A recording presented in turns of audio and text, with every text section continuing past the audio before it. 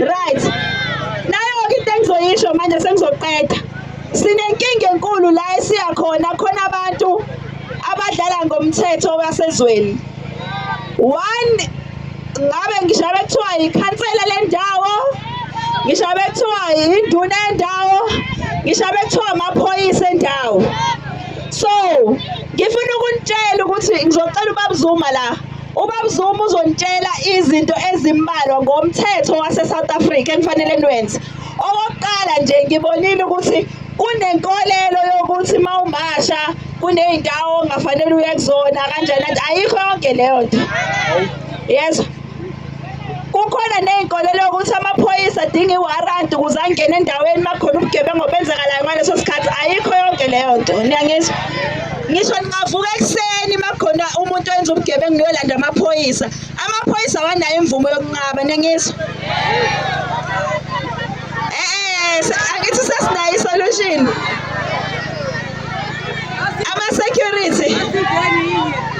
Ama-security awawona ngisho amaphoyisa nje. Okay. Ngizocela uBaba Zuma ezoshaya athi waqaqa kancane ukuthi umthetho uthini imani. Ngifuna anichazele ngomthetho ukuthi uthini ngamaphoyisa, ukubopha nokumasha. Okay? Bese siyayivala ngoba ngiyenzela ukuthi ninenkinga eyodwa ebhadini. Nevene eyodwa. Oh, bathi banevene eyodwa ebhadini.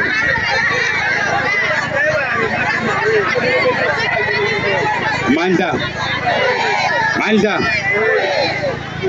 Sanibonani. Niyaphila.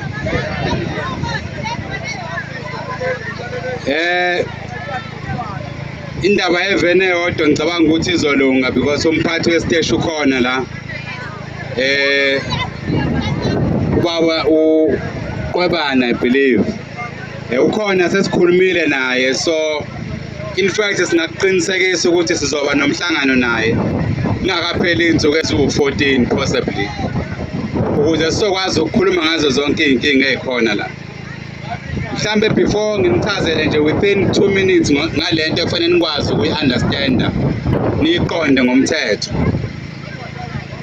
I-March and March mhlawumbe abanitshelanga akuyona i-organization yokuhlala emgwaqeni.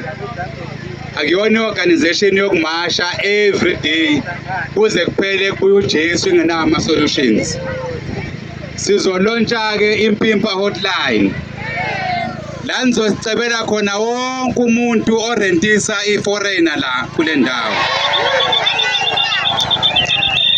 Uma simthola sizobiza amaphoyisa bese senza sure ukuthi uyaboshwa siyakulandela uphelele ejele. Ngoba sisenasikhathi sokudlala njengamanje. Nakuney'gabane ezimbalwa zemthetho. 1 usection 42 we-Criminal Procedure Act yanitshela ukuthi uma ubona umuntu ephula umthetho unelungelo lokubiza amaphoyisa uhambe yombopha ahamba ejele. Obheke bathakatha abantu sekuphela ngisho ukuphefumula. So awukwazi ukulinda azayifikele wona amaphoyisa ukuqeda udlame nobugebengu. Ngoba nina nifani nabantu enibalwela ukuthi bahamba abayigebengu. Sizonicela ukuthi yonke into eniyenzayo akukhona oyedwa umuntu enizomshaya. Akukhona oyedwa umuntu enizombulala. But uma nilibona i-foreigner unsuspect ukuthi alikho emthethweni la.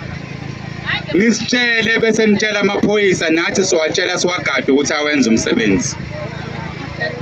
Ey'nsukwini ezimbalwa sizocela umhlangano nenkosi nabo bonke abantu abaniphethe.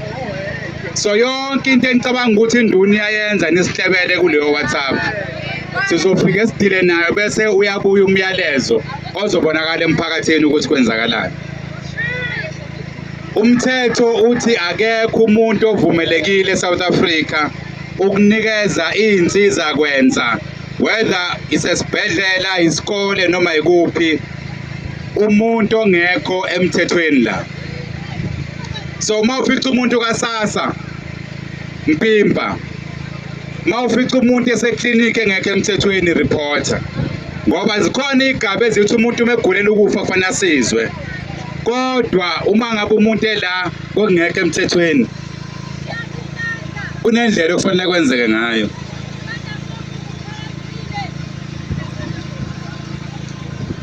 So wonke umuntu ola ngokwesigaba section 32 uma engekho emthethweni kumele adeportwe. So iphoyisa mangabe enzolinikeza umuntu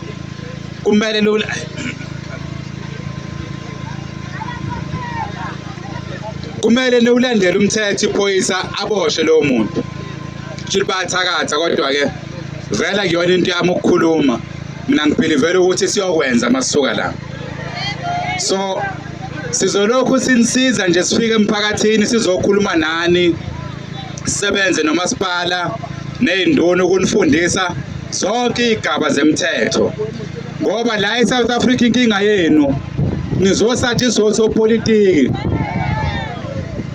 Banitshela ukuthi ningazenzi izinto ngoba nidlala abantu abaphehla udlame, kulona udlame lolo. Sizonivula amehlo ukuthi kade kudlalwa ngani. Thathani umthetho nowusebenzise ngendlela le ezovuna nini. Njoba niyovota nje umthetho uthi hambani niyovota. Ingakho noma campaign ofana umbuzo umuntu umkhipha nini loya before ngiyovota, so that umuntu omvotelayo umuntu okwazi ukukhipha iforeign. But even abantu abenza amabhizinisi la kufanele ngokwesigaba esikhona